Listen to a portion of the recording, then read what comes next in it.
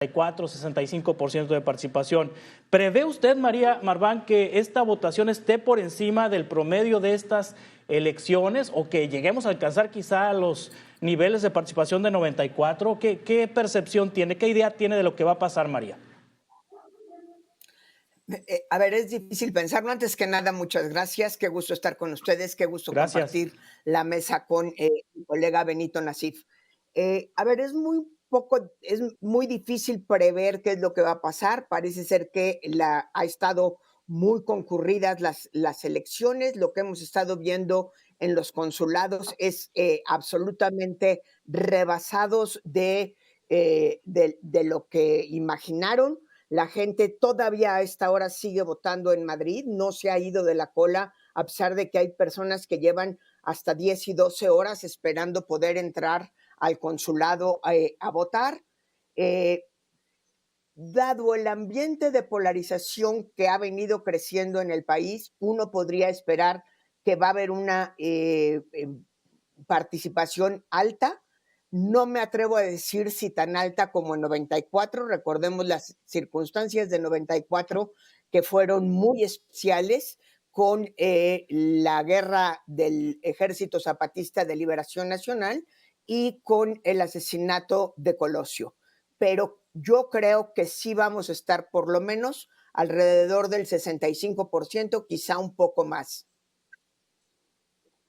Sí, de acuerdo con su experiencia, Benito Nasif, ¿cómo ve la participación hasta el momento, lo que se sabe, lo que se observa en las urnas, los reportes de los estados, los reportes que hay en la Ciudad de México, inclusive? ¿Cómo podemos prever la participación en este proceso? ¿Cómo podemos prever que cierre? Yo sé que no tenemos una bolita de cristal, pero a bote pronto, ¿qué se le ocurre, doctor Benito Nasif? Juan Carlos, gracias por la invitación a estar en tu programa. Siempre es un gusto compartir la mesa y muy interesante escuchar las opiniones de María Marván. Tenemos hasta ahora evidencia de carácter anecdótico de lo que hemos visto, particularmente aquí en la Ciudad de México. Las largas colas que encontramos en la mañana, durante toda la mañana en las casillas, en la mía, a la que yo acudí a votar, aproximadamente como al mediodía. Había mucha gente, más gente que hace 3 años en la elección intermedia. Es normal, las elecciones presidenciales son más atractivas para los votantes y vamos a tener una participación seguramente más alta que la que tuvimos en 2021, que rondó aproximadamente el 55% del padrón electoral. Creo también, como María Marván, que la participación pues estará por encima del 65% o alrededor del 65%, lo cual es normal para las elecciones presidenciales. Debemos tener en cuenta que en 1994 el padrón que se creó para esa elección fue el primero donde fuimos a elecciones con una credencial para votar con fotografía. El método por el cual la gente se registraba en el padrón fue completamente distinto a lo que se conocía antes de eso, y el padrón tenía una cobertura mucho más pequeña de lo que tiene actualmente. Hoy en día el padrón tiene una cobertura de más o menos el 96% de la población. En aquel entonces la cobertura del padrón era aproximadamente del 80% de la población mayor de 18 años. Tenemos un mejor padrón hoy en día, más completo, y al mismo tiempo pues significa que esa tasa que vimos en el 94, pues realmente no era una tasa real de participación, puesto que un porcentaje todavía importante del electorado en aquel entonces no se logró registrar y el que tenías registrado era aquel que tenía mayor probabilidad de votar, principalmente pues, en las zonas urbanas. Pero, en resumen, creo que vamos a tener una buena participación típica de una elección presidencial con niveles alrededor del 65%, Juan Carlos.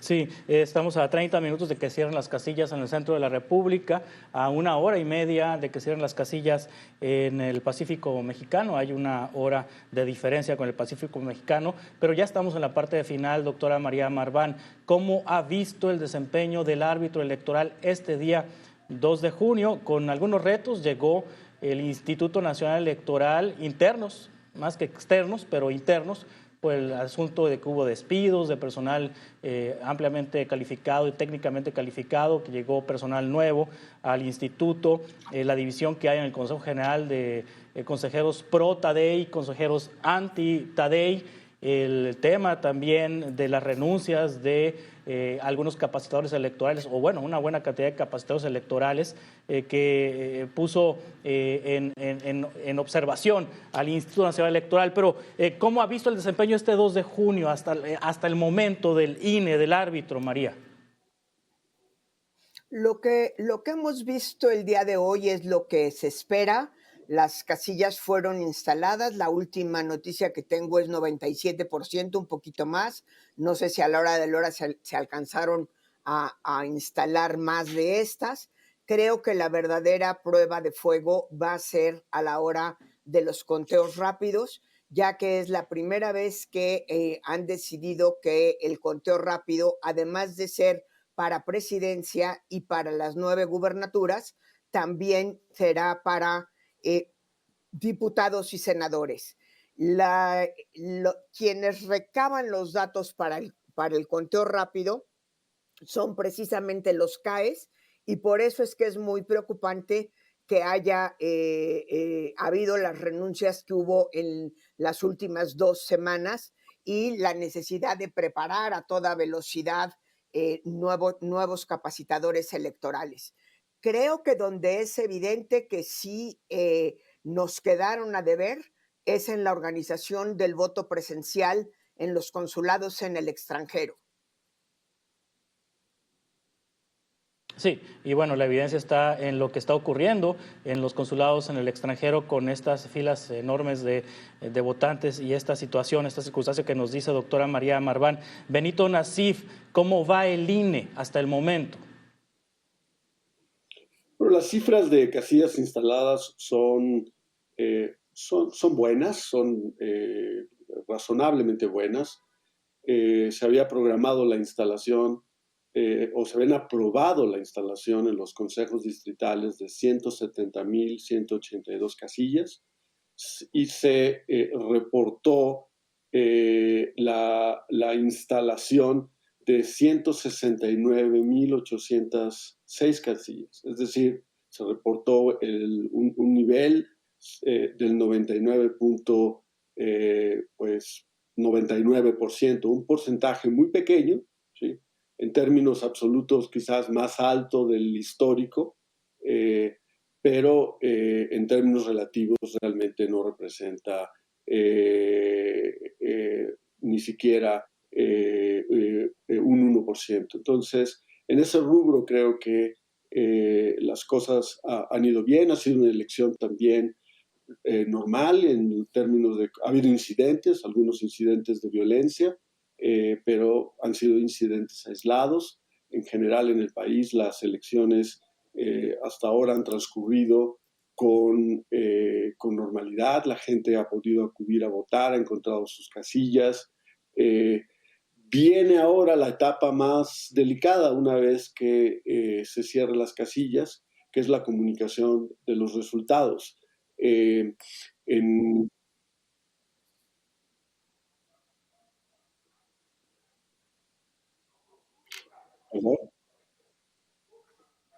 Sí, le escuchamos, Benito. Sí, le escuchamos, Benito. Sí, perdón, no supe si se interrumpió. Decía que viene esta etapa delicada que ha señalado con mucho tino la doctora María Marván, que es la comunicación de los resultados.